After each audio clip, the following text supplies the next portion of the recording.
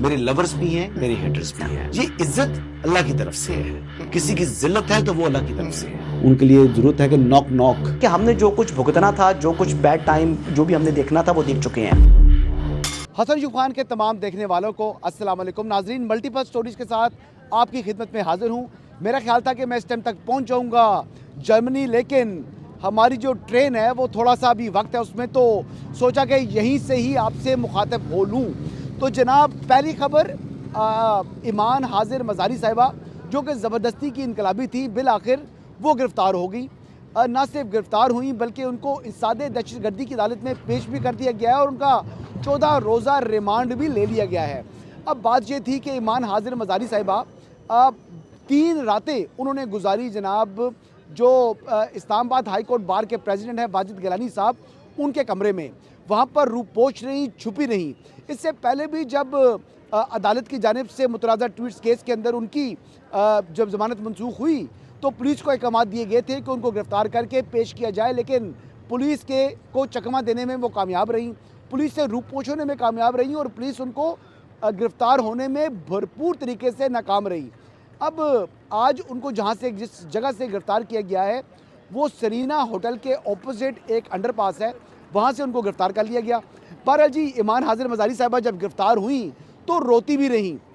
उनके साथ जो 3 रातें इस्लामाबाद हाई कोर्ट में के जो प्रेसिडेंट हैं, इस्लामाबाद हाई कोर्ट बार के प्रेसिडेंट वाजिद गिलानी साहब के कमरे में जो 3 रातें गुजारने वाली खातून कह रही थी कि ईमान मज़ारी जो है वो रो रही थी कि जिन साइलीन के मुकदमात उनके पास थे तो उन बेचारों का क्या कसूर है। तो मोहतरमा बात यह है कि दुनिया चलती रहती है, दुनिया का निज़ाम चलता रहता है और वकला की कोई कमी नहीं है पाकिस्तान के अंदर, और आपसे ज़्यादा काबिल वकला भी मौजूद हैं। बहरहाल जी, जिस FIR के अंदर उनको गिरफ़्तार किया गया है वो वाजिद गिलानी साहब की FIR थी। उनके साथ अहाता अदालत के अंदर, यानी इस्लामाबाद हाई कोर्ट के अहाते के अंदर, वहाँ पर बदतमीज़ी की गई थी और नईम हैदर पंचोता समेत जो है वो मुख्तलिफ लोग उसके अंदर नॉमिनेट थे और ईमान हाजिर मज़ारी और हादी चट्टा भी इसी मुकदमे में मतलूब थे। बहरहाल जी, इस के ऊपर इन्होंने कोई अपनी हिफाजती ज़मानत नहीं कराई हुई थी, तो बहरहाल इनको गिरफ़्तार करना था और गिरफ़्तार कर लिया इस्लामाबाद पुलिस ने।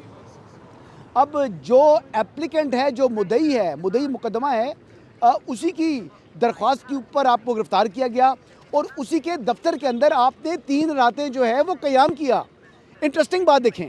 अच्छा, दूसरी बात ये है जी कि जो आपके ख़िलाफ़ शिकायत कुनंदा था वही जो है आपको यानी एक किस्म से तहफ़्फ़ुज़ भी फराहम करता रहा। वो कितने बड़े ज़र्फ़ का आदमी था और आप कितनी कम ज़र्फ़ हैं। आप आसमान जहांगीर वाना भी, या लोग आपको चाइना की आसमान जहांगीर कहते हैं, तो मेरे ख्याल से वो गलत नहीं कहते। बहरहाल जी, जैसा करोगे वैसा भरोगे। अब बलोच यकजहती कमेटी के साथ आपका जो इश्क था, एक तो इश्क इमरान होता है ना, सुहेल अफरीदी वाला, आपका जो बलोच यकजहती के साथ इश्क था, जो कि फितरल हिंदुस्तान का सोशल एक्टिविस्ट फेस है, अब उसके साथ जो है वो हम आवाज़ होती रही। आप उनके जो बैरूनी एजेंडा है उसको तकवीत बख्शती रही, तो फिर ऐसा तो फिर होना है, और फिर वैसे भी होने को कौन टाल सकता है। और दूसरी खबर आपको मैं दे दूं, मेरा नहीं ख्याल कि आपको जो मुतनाज़ा ट्वीट्स केस है उसमें कम से कम जो है वो आपको 5 साल सज़ा होगी और 5 से 7 साल तक सज़ा हो सकती है। हादी साहब को जो है ना आपसे कम सज़ा होनी है, आपकी सज़ा ज़्यादा लंबी है। और सज़ा से मुझे याद आया तो अलीमा खानम का भी जो 26 नवंबर वाला केस चल रहा है, इस हवाले से मैं अपने व्यूअर्स को जो है वो ख़बर दे दूं कि फरवरी की 15 तारीख से पहले अलीमा खानम साहिबा मुझे अडयाला जेल में दिखाई दे रही हैं। उसकी वजह यह है कि उनका केस जो है वो कंक्लूड होने के बहुत करीब पहुंच चुका है और अब जब ये केस कंक्लूड होगा तो कंक्लूजन के बाद जो अलीमा खान साहिबा हैं उनको सज़ा हो जाएगी। वैसे अलीमा खान साहिबा, वैसे मेरी अपनी इतलात ये है कि वो चाहती हैं कि 8 फरवरी से पहले ही उनको किसी तरीके से गिरफ़्तार कर लिया जाए, लेकिन मेरे ख्याल से ऐसा होगा नहीं। उनकी गिरफ़्तारी जो केस है उसको कंक्लूड होने में भी थोड़ा वक्त लगना है। 2-4 हेयरिंग्स अभी उसकी चलनी है, तो 2-4 हेयरिंग्स जब गुजरेंगी तो मेरे ख्याल से 8-9 फरवरी तो गुजर ही चुका होगा।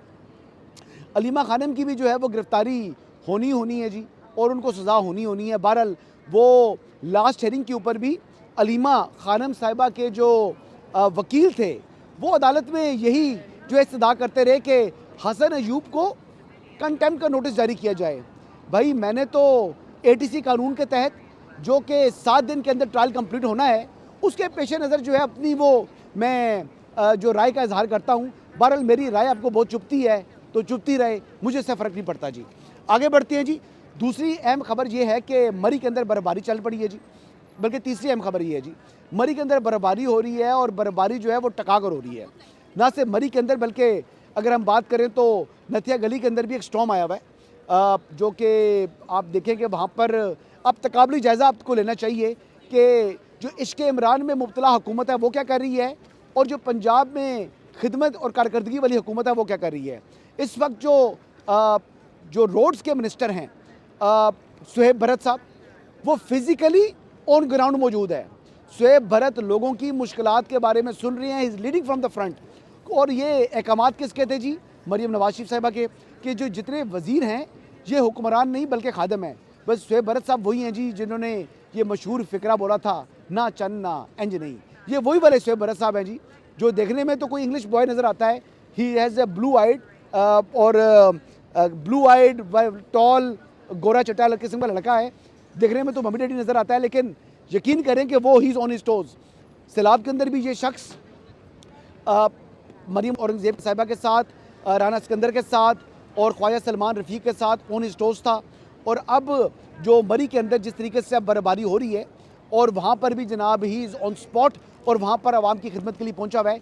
इसके अलावा देखना ये है जी कि मरी के अंदर जो पिछला स्पेल था उसके अंदर तो मैं मौजूद था और मैंने वहाँ पर देखा कि ट्रैफिक पुलिस हो जाए या म्यूनसिपैलिटी के लोग थे वो सुबह दोपहर शाम काम कर रहे थे। इवन के ऑपरेशनल पुलिस वाले लोग भी वहाँ पर फुल टाइम जो है वो बेचारे जो आवाम की खिदमत में मसरूफ़ थे। किसी जगह बॉटल नेक नहीं बनने दिया, रोड्स को फौरी तौर पर क्लियर किया गया है। अभी आपको मालूम है कि बर्फबारी का आगाज़ ही हुआ तो लोगों ने अपना रुख कर दिया जी मरी की तरफ। तो हमेशा की तरह हमेशा की रवायत को बरकरार रखते हुए, क्योंकि वीकेंड है तो आवाम का जो इन्फ्लक्स है वो बढ़ गया है मरी की तरफ। वैसे तो मैं यही कहूँगा कि अपनी और अपनी अहल खाना की सेफ्टी का ख्याल रखते हुए मरी का रुख ना ही किया जाए तो बेहतर है। बहरहाल लेकिन हमारे लोग कहाँ सुनते हैं, वो जा रहे हैं, लेकिन उनकी वहाँ पर खिदमत के लिए, आवाम की खिदमत के लिए वहाँ पर उनके जो है वो मिनिस्टर साहब मौजूद हैं। बहरहाल ना सिर्फ ये मिनिस्टर साहब मौजूद हैं बल्कि पूरी की पूरी मरी में जो मशीनरी है वो वहाँ पर मौजूद है। और मरीम औरंगज़ेब साहिबा का तो वो होम टाउन है, मेरे ख्याल से टेलीफोन के ऊपर ही वहाँ पर उस हवाले से हदायत दे रही होंगी। बहरहाल जी आगे बढ़ते हैं जी। आखिरी खबर ये है कि मरीम नवाज शरीफ साहिबा ने एक इजलास की जो है सदारत की है और उसमें मोहतरमा क्या फरमा रही हैं, उन्होंने पूछा ये जी कि गलत डोर का जो इस्तेमाल करना है, जो शख्स गलत डोर इस्तेमाल करेगा उसको 5 साल कैद और 50 लाख रुपए जुर्माने की सज़ा हो सकती है जी। एक बात तो ये है जी, अब बसंत आने वाली है, 6, 7, 8 को बसंत है, तो बसंत के हवाले से पहले ही डेटरेंस के लिए पंजाब हुकूमत जो है वो अपने जो ऐलानात है वो कर रही है। दूसरी बात ये है जी कि बसंत के मुकर्रर तारीखों से पहले पतंग उड़ाने वालों को जेल की सज़ा के साथ साथ 20 लाख रुपए जुर्माना भी किया जा सकता है, ये मरीम नवाज शरीफ साहिबा कह रही हैं। अब इसकी भी अपनी स्पेसिफिकेशंस हैं। जो परमिसिबल काइट फ्लाइंग मटेरियल है, अगर उसकी वायलेशन हुई तो उसकी सजा बहुत सख्त है, अप टू 5 years है और नॉट लेस देन 1 year है। ये बहुत ग्रेव सीरियस पनिशमेंट्स हैं और ये इसलिए रखी गई हैं, ये आवाम को सजा देने के लिए नहीं रखी गई हैं, सख्ती बरतने के लिए नहीं रखी गई।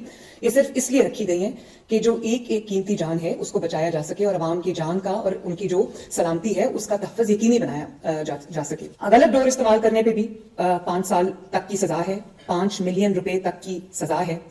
और जो बसंत से पहले यानी कि 6, 7 और 8 तारीख से पहले, 6, 7 और 8 फरवरी से पहले बसंत की कमेंसमेंट के साथ, उसकी अनाउंसमेंट के पहले अगर कोई काइट फ्लाइंग करेगा या पतंग उड़ाएगा, उसके लिए भी जो है वो एक तो इम्प्रिजनमेंट है, 20 लाख रुपया फाइन है। तो अब जो पतंगबाजी है वो सिर्फ आपने 6, 7 और 8 फरवरी को कर सकते हैं, इसके अलावा कोई तारीख नहीं है। और जो गलत डोर इस्तेमाल करेगा उसको 5 साल कैद है जी। अब बात यह है कि कुछ इश्क़ इमरान का मंजन बेचने वाले जो हैं वो इस हवाले से और इस फेस्टिवल को नाकाम करने के हवाले से कुछ साजिश कर सकते हैं और इस हवाले से कुछ बातें सुनी हैं। नूरीन नियाज़ी साहिबा तो फरमा रही थी कि वो इमरान अहमद नियाज़ी साहब की जो इम्बोस तस्वीर वाली जो पतंगें हैं वो उन्होंने उड़ानी है। बहरहाल जी, लेकिन बात यह है कि अगर हम बात करें तो आवाम की सेफ्टी के लिए और जो राइडर्स हैं यानी बाइकर्स हैं उनकी सेफ्टी के लिए सबसे बेहतर काम ये कर रही है कि जो एंटीनाज हैं वो पंजाब हुकूमत मुफ्त नस्ब कर रही है मोटरसाइकिल्स के ऊपर, ताकि डोर गर्दन पर ना फिरे।